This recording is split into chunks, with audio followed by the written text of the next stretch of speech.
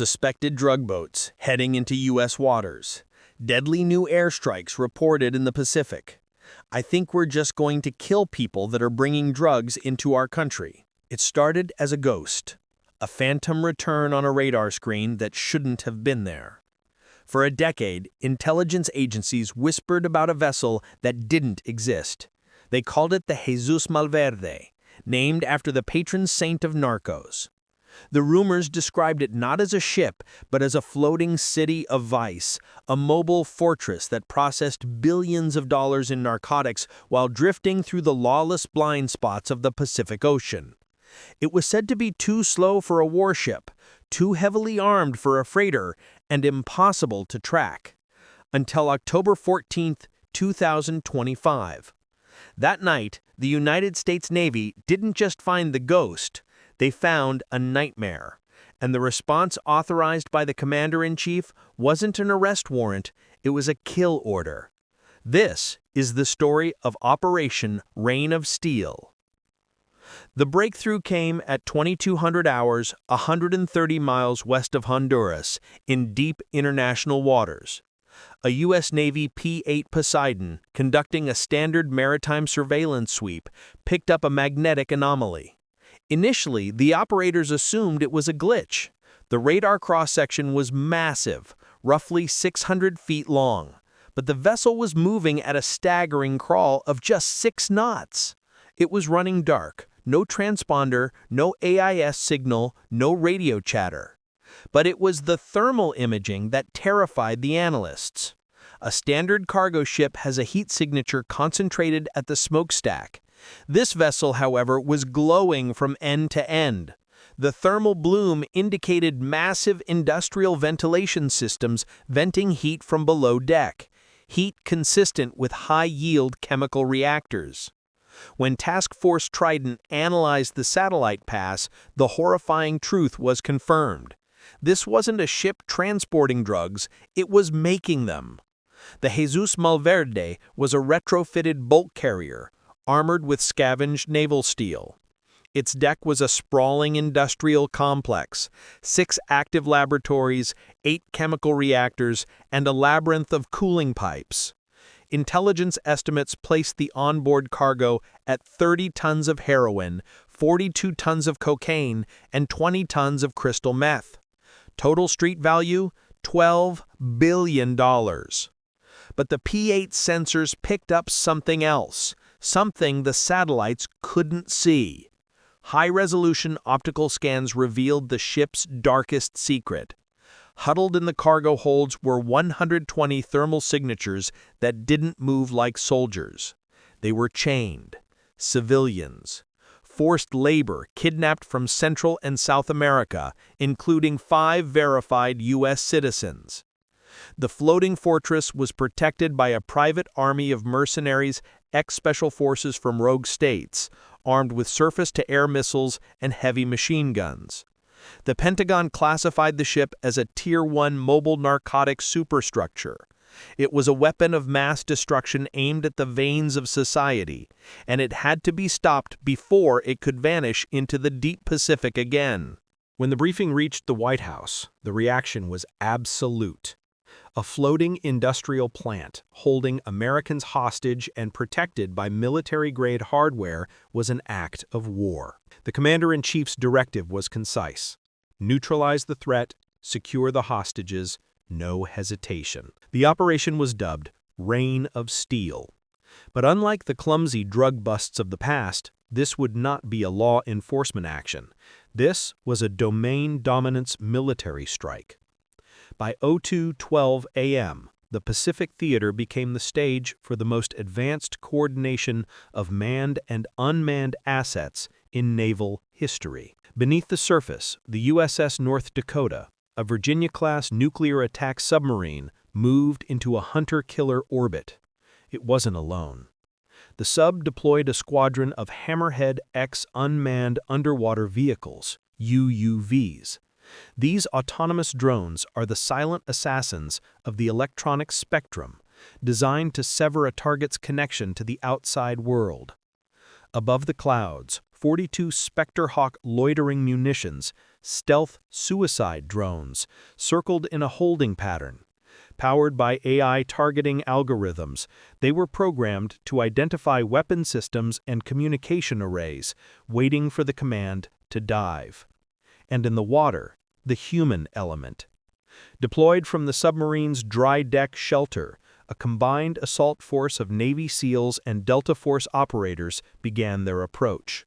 These weren't standard boarding teams. They were equipped with magnetic pneumatic ascenders, suppressed HK-416 rifles, and cutting-edge night vision panoramic goggles.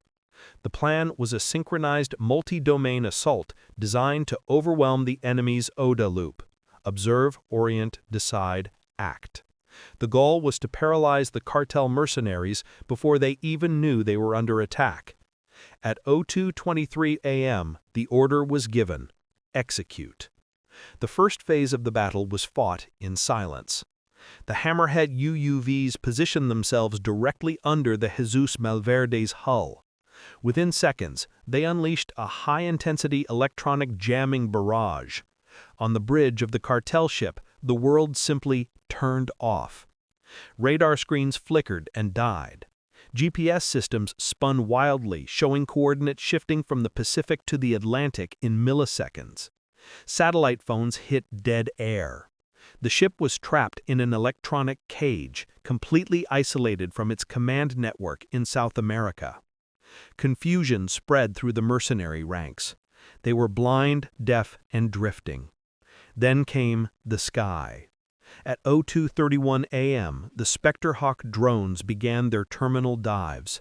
They didn't strike the hull, they struck the eyes and teeth of the ship. With surgical precision, the drones detonated against radar dishes, long-range antennas, and the mounted .50 caliber machine gun nests. There were no massive fireballs, only the sharp cracks of shaped charges neutralizing threats. Within 50 seconds, the Jesús Malverde's outer defenses were stripped away. The mercenaries fired their rifles blindly into the dark sky, panic setting in. They didn't realize the real threat was already climbing the hull. While chaos reigned on deck, the SEAL teams breached the stern. Using localized thermal lances, they cut through maintenance hatches, bypassing the heavily guarded main corridors. The interior of the Jesús Malverde was a toxic nightmare. The air was thick with chemical fumes from the reactors, visibility reduced to zero. But for the operators equipped with fusion thermal optics, the cartel guards stood out like beacons. The assault followed a ruthless logic. Team Alpha secured the bridge. Using flashbangs to stun the occupants, they neutralized 18 armed combatants in under 40 seconds.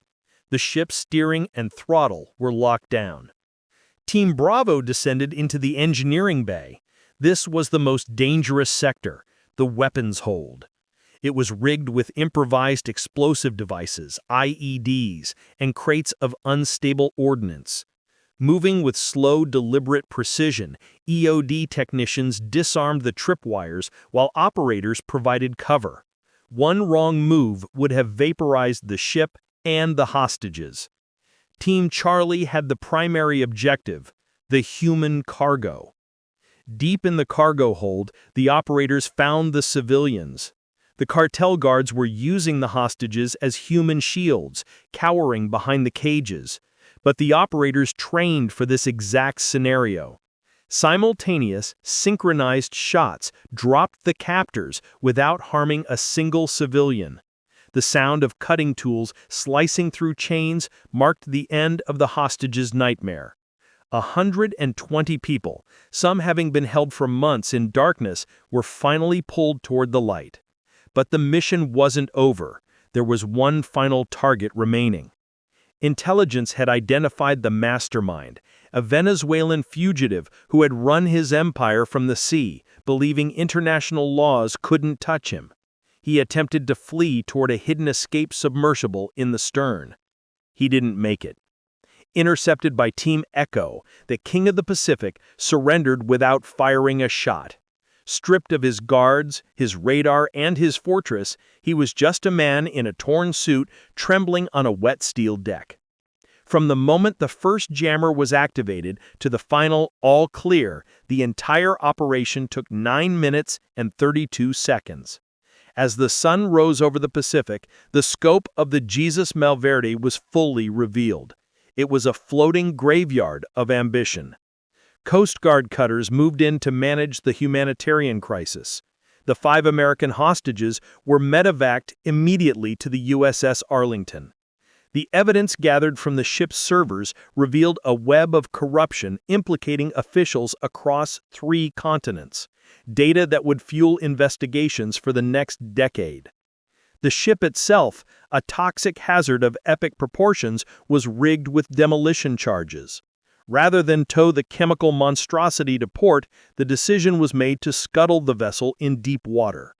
As the Jesús Malverde slipped beneath the waves, it took with it the largest stockpile of narcotics ever seized in human history. Operation Rain of Steel was more than a drug bust. It was a message. It demonstrated that in the modern age, there is no such thing as a safe haven. There is no patch of ocean remote enough and no fortress strong enough to hide from the full synchronized might of the United States military. The cartel thought they were building an empire on the ocean. Instead, they built a target. And when the sky fell on the Jesús Malverde, the world was reminded that against a true superpower, the only variable is time. What do you think about the use of military force against cartels? Was the destruction of the ship the right call? Let us know in the comments below.